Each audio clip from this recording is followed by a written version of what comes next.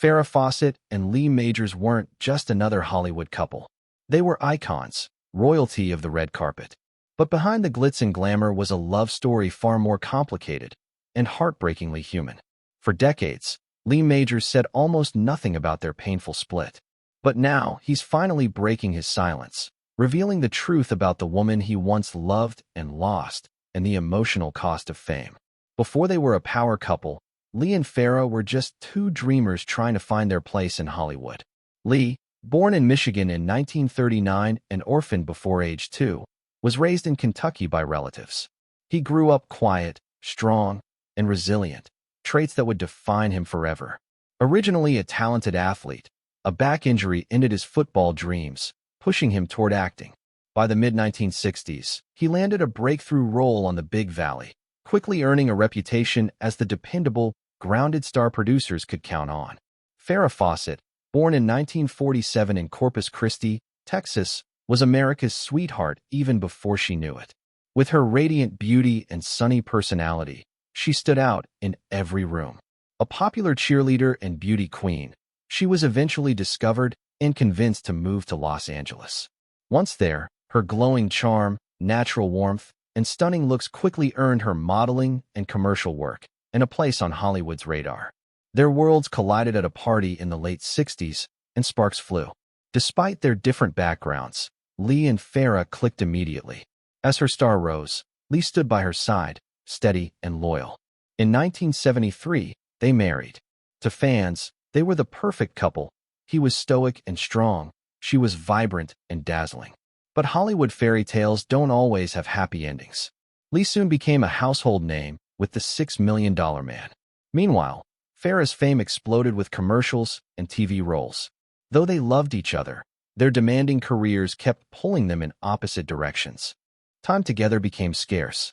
Emotional distance crept in. Lee, raised with traditional values, tried to hold on.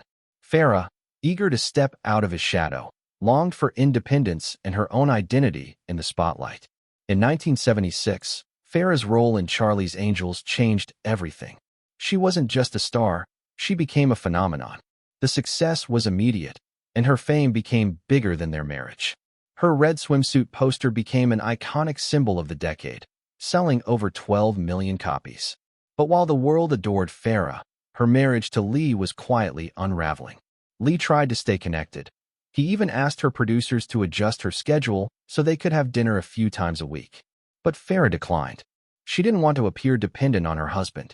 That moment, small as it seemed, left a deep scar. The space between them kept growing, until someone else stepped in.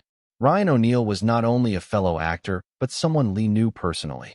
So when photos of Ryan and Farrah surfaced, holding hands and smiling at red carpet events, while Lee and Farrah were still legally married, it was devastating. Lee learned of the affair through tabloids. No warning, no goodbye, just headlines. For someone who had loved her so deeply, the betrayal cut to the bone. But Lee didn't lash out. He didn't run to the press or share his side. He simply disappeared. No interviews. No public drama. He handled the heartbreak the same way he had always lived, quietly. That silence, in many ways, was louder than words. Even after their divorce in 1982, Lee never truly spoke about Farrah again. He stayed out of the spotlight, built emotional walls, and chose distance over vulnerability. Meanwhile, Farrah and Ryan's relationship became a tabloid fixture, turbulent, passionate, and very public. Years later, a mutual friend tried to reunite Lee and Farrah in private. Farrah was open to it, but Lee declined. There was no bitterness, just acceptance. Too much time had passed. Too much pain had settled in. When Farrah was diagnosed with cancer in 2006, the world watched her brave fight.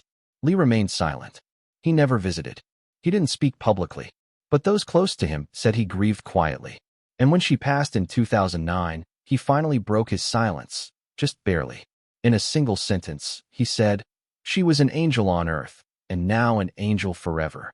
That was it. No press tour. No public farewell. Just one heartfelt line that revealed the depth of a love he never quite got over. Lee Majors never needed to explain himself. His silence was the explanation. Because some heartbreaks don't end in closure.